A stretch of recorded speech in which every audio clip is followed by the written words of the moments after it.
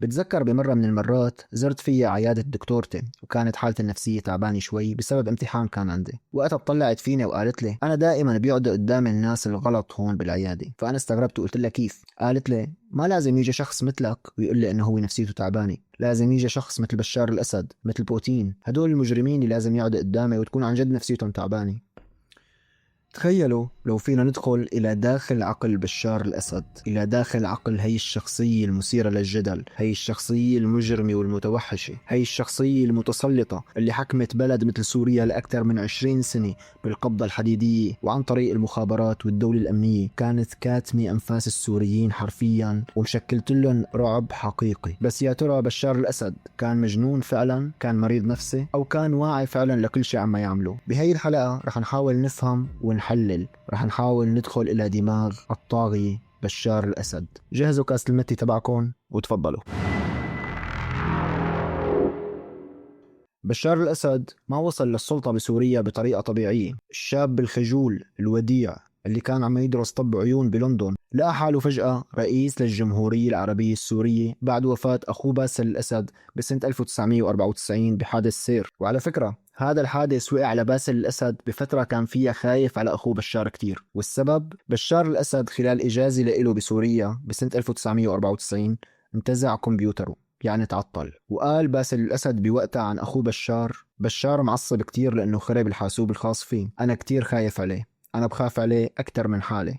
وهذا بورجينا حب باسل لبشار وقديش بشار كان إنسان بالعيلة مدلل ودلوع. المختصين النفسيين بشوفوا إنه بشار بالتأكيد عنده حالة اسمها اضطراب الشخصية النرجسية، واللي بيعانوا من هي الحالة بشوفوا حالهم فوق الناس، أهم من الناس. وبشار فعليا كان يشوف حاله فوق الجميع وما بيستحمل فكرة انه حدا يقول له لا، حدا يعارضه او حتى يناقشه. كل شيء لازم يتمحور حواليه، حول صورته، حول سلطته، حول اسطورته، حول شخصيته. ومن أول أيام الثورة السورية بعام 2011 ردود فعل بشار على الاحتجاجات ما كانت بس عنيفة، كانت مجنونة وغير حكيمة مثيرة للاستغراب. كان في شيء غير منطقي، يعني كان بإمكان بشار الأسد بوقتها أنه يستوعب المحتجين ببساطة لو أنه حاول على الأقل، وما كان مضطر يدخل البلد بهي الدوامة وبحرب طويلة انتهت بعد 14 سنة بسقوطه، ولا كان مضطر يفرق أبناء الوطن الواحد ويخليهم يصيروا بمواجهة بعض ويطحنوا بعضهم لسنين. كيف تعامل بشار الأسد مع الثورة؟ بالقمع والقتل والقبضة الحديدية، أطفال معتقلين، قصف مدن، مئات آلاف الضحايا. ما كان عنده أي مشكلة بكل هاي الأمور لأنه هو ببساطة ما شايف هدول الناس مواطنين بلده، شايف حاله أعلى منهم كلهم، ببساطة شايف حاله إله. وشايف أي معارض بيعارض حكمه إنه صرصور أو حشرة أو خائن لازم ينقتل. جمال خدام ابن عبد الحليم خدام اللي كان نائب بشار الأسد ومن قبله نائب أبوه صرح بعد سقوط النظام إنه بشار الأسد كان يزور عيادة نفسية بلندن قبل ما يصير رئيس خلال فترة دراسته ببريطانيا.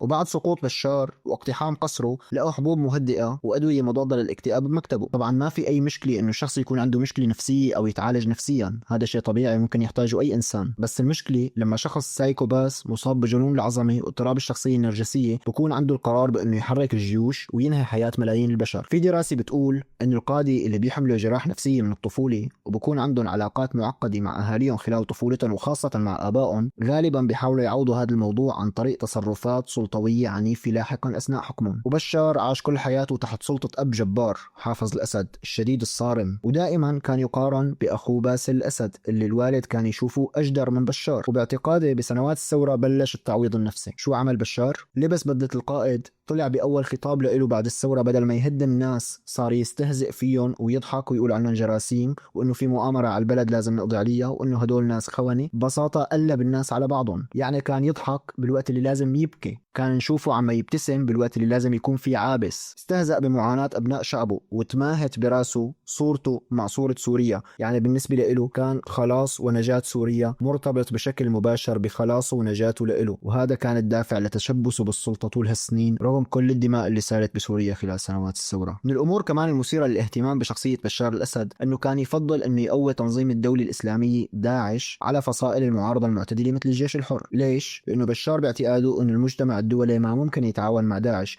وبهي الصورة رح يشوف المجتمع الدولي بشار حليفه الأقوى بسوريا لمواجهة التنظيم الدولي. بغض النظر قديش نتج عن هذا التصرف الأبله مآسي بسوريا، وهي عقلية شخص ما كان عم يفكر بسياسة حكيمة تجاه شعبه، بل عم يفكر بأنانية مرضية بكل معنى الكلمة. ببساطة بشار ما كان بده شراكة، كان بيعتبر أنه مجرد طرح موضوع التفاوض مع المعارضة هو إهانة لشخصه، وشفنا رفضه بأكثر من مرة لأي حوار ولأي مفاوضات جدية بين الحكومة والمعارضة. يعني والله غريب كيف بشار يتفاوض مع جراثيم. طبعا هذا كلامه هو بلسانه اللي وصف السوريين السائرين عليه بالجراثيم. حتى بملف السلاح النووي السوري المفترض، في معلومات انه بشار الاسد كان عم يشتغل مع كوريا الشماليه لبناء مفاعل نووي سوري، ولو ما تم ضرب هذا المشروع بشكل مبكر يمكن كنا شفنا بشار بايده قنبله نوويه عم يهدد فيها السوريين، لانه بشار اساسا بعمره ما شكل تهديد غير للسوريين. وشفنا منيح الشغلات اللي نحن اصلا كسوريين بنعرفها من قبل، بعد ما انفتحت السجون مثل سجن صيدنايا. انسان بيسمح بهذا الكم من التعذيب الوحشه باقبيه السجون تبعه، كيف فين يكون انسان طبيعي؟ المعتقلين بالسجون السورية كان يتم تخريجهم عظام، كانوا يتحولوا لعجين حرفيا. فإذا بشار الأسد ما كان مختل وبس، بل كان شخص معتوه حرفيا. بشار الأسد ما كان زعيم ولا حتى ديكتاتور كلاسيكي. بشار حالة نفسية معقدة ومركبة، شخصية مريضة بكل معنى الكلمة.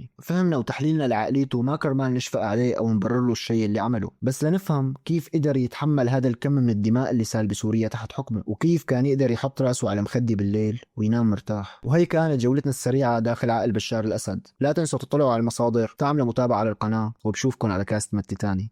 إلى اللقاء.